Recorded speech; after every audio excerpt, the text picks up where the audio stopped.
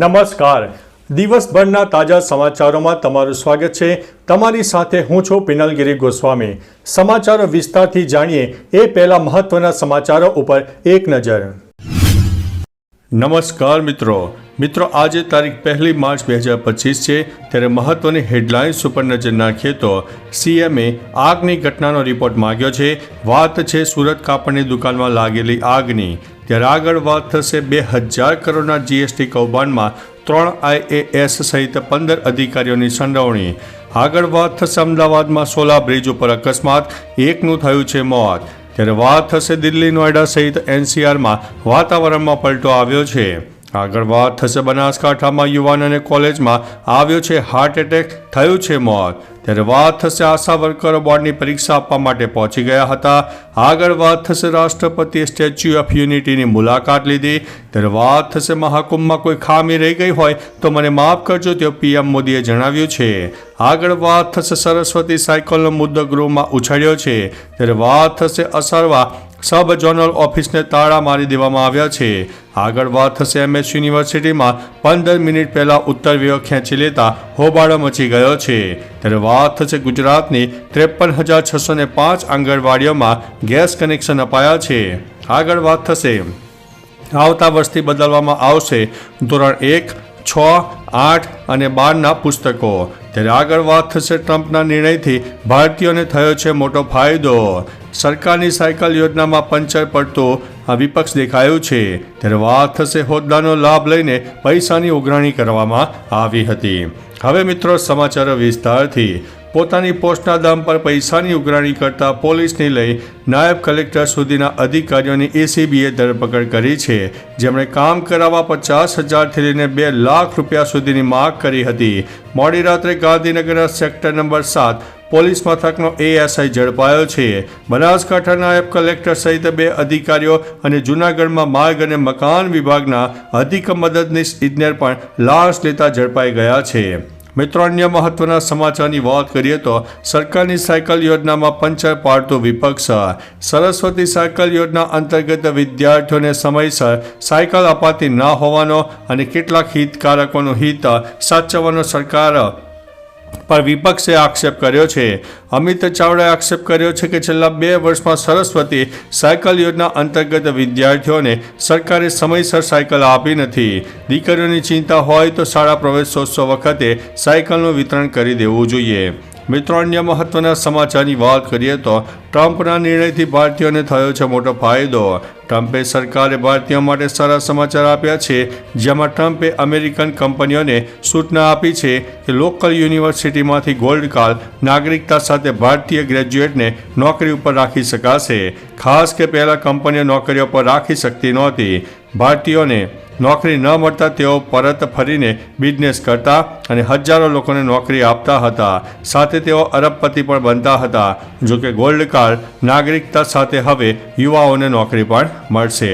મિત્રો, અન્ય મહત્વના સમાચારની વાત કરીએ તો આવતા વર્ષથી બદલવામાં આવશે ધોરણ 1, 6, 8 અને 12ના પુસ્તકો. શાળા પાઠ્યપુસ્તક મંડળે એક મોટો નિર્ણય લીધો છે. આવતા વર્ષથી ધોરણ 1, 6, 8 અને 12ના પુસ્તકો બદલવામાં આવશે. સામે આવેલી માહિતી અનુસાર ધોરણ 1માં ગુજરાતી, ધોરણ 6માં અંગ્રેજીના પુસ્તકો બદલવામાં આવશે. ધોરણ 12ના અર્થશાસ્ત્રના પુસ્તકમાં નવા પ્રકરણો ઉમેરવામાં આવશે. પુસ્તકો બદલવાનો નિર્ણય શાળા પાઠ્યપુસ્તક મંડળે લીધો છે. મિત્રો, અન્ય મહત્વના સમાચારની વાત કરીએ તો ગુજરાતની 53,605 આંગણવાડીઓમાં ગેસ કનેક્શન અપાયા.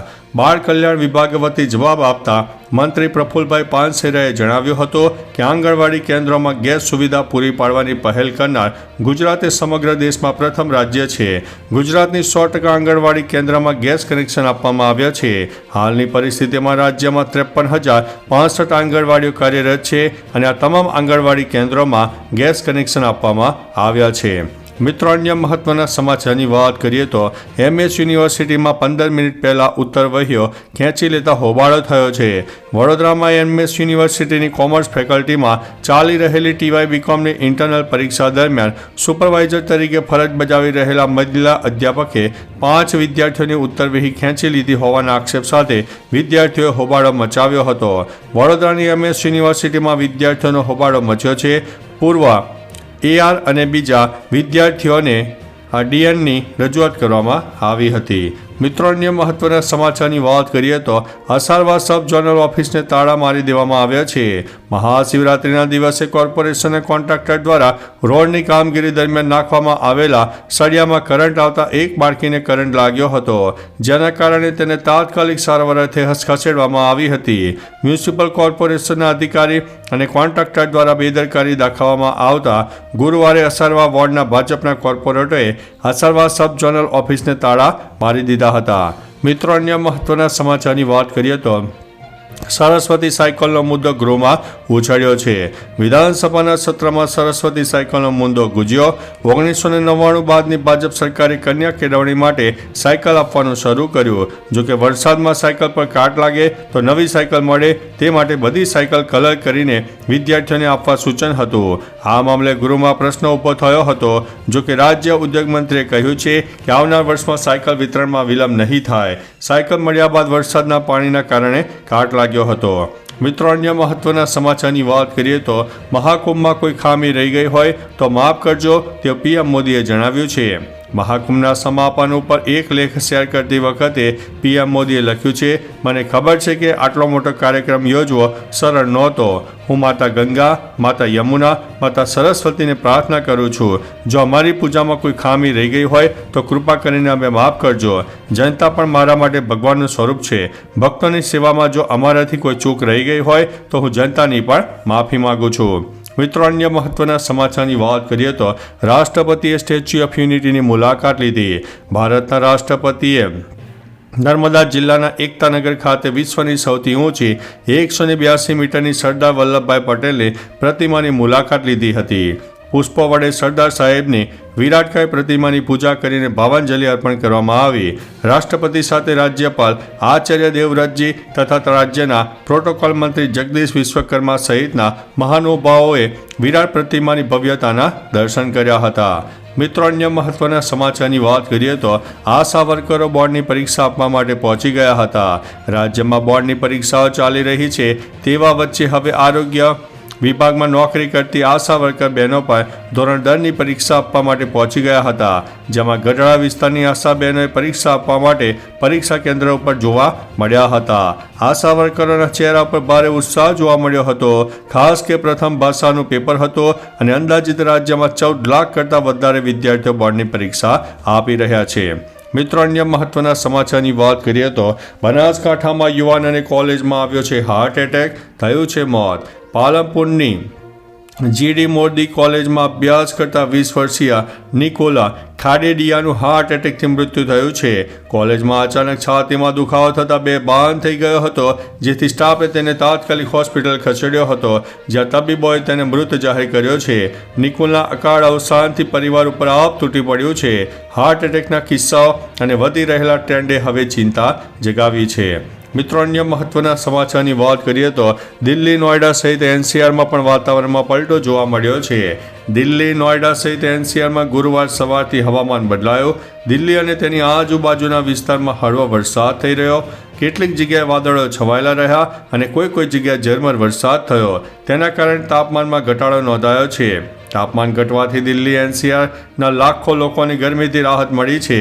દિલ્હીમાં બુધવારે તાપમાને નવો રેકોર્ડ પણ બનાવ્યો છે. મિત્રો, અન્ય મહત્વના સમાચારની વાત કરીએ તો અમદાવાદમાં સોલા બ્રિજ ઉપર અકસ્માત, એકનું થયું છે મોત. સોલા બ્રિજ ઉપર બંધ પડેલા ટ્રકની પાછળ કાર ઘૂસી જતા એક વ્યક્તિનું મોત થયું હતું, જ્યારે 4 લોકો ગંભીર રીતે ઈજાગ્રસ્ત થયા હતા. કાર જૂનાગઢથી પરત ફરી અને રાજસ્થાન તરફ આગળ વધી રહી હતી ત્યારે અકસ્માત સર્જાયો હતો. ટ્રક ચાલકની બેદરકારી સામે આવતા અમદાવાદ ટ્રાફિક પોલીસે ગુનો નોંધીને વધુ તપાસ હાથ ધરી છે. ઈજાગ્રસ્તોના નિવેદન નોંધાયા છે અને ટ્રક ચાલકનું પણ નિવેદન નોંધી લેવામાં આવ્યું છે. મિત્રો, અન્ય મહત્વના સમાચારની વાત કરીએ તો GST વિભાગના મોટા સમાચાર. 2000 કરોડના GST કૌભાંડમાં 3 IAS સહિત 15 અધિકારીઓની સંડોવણી થઈ છે. ઈડીના અધિકારીઓ 2000 કરોડના GST કૌભાંડના કેસમાં પત્રકાર મહેશ લાંઘાની ધરપકડ કરાઈ છે. લાંઘાની પૂછપરછમાં ગુજરાત સરકારના 3 IAS અધિકારી સહિત 15 અધિકારીઓની આ કૌભાંડમાં સંડોવણી હોવાનું બહાર આવ્યું છે. જે સરકારી અધિકારીઓના નામ ખુલ્યા છે તેમાં ગાંધીનગરમાં ફરજ બજાવતા નાણાં વિભાગના અધિકારીઓ ઉપરાંત GST વિભાગના અધિકારીઓના પણ નામ સામેલ છે. મિત્રો, અન્ય મહત્વના સમાચારની વાત કરીએ તો CMએ આગની ઘટનાનો રિપોર્ટ માંગ્યો છે. સુરતમાં કાપડની દુકાનોમાં લાગેલા આગ ઉપર કાબુ મેળવી લેવામાં આવ્યો છે. 30 કલાક બાદ કાબૂમાં આવેલી આગમાં વેપારીઓને કરોડો રૂપિયાનું નુકસાન થયું છે. આગમાં 450 દુકાનો બળીને ખાખ થઈ ગઈ છે. આગના કારણે અંદાજિત 300 થી 400 કરોડનું નુકસાન થયું હોવાનું વેપારીઓએ જણાવ્યું હતું. જોકે સમગ્ર ઘટનાને લઈને CM ભૂપેન્દ્રભાઈ પટેલે રિપોર્ટ માંગ્યો છે. વેપારીઓ સરકાર પાસે રાહતની આશાઓ પણ વ્યક્ત કરી રહ્યા છે. તો ચાલો મિત્રો, ફરીથી દેશ અને દુનિયાના સુપરફાસ્ટ સમાચાર લઈને મળતા રહીશો. ત્યાં સુધી અમને રજા આપશો. નમસ્તે.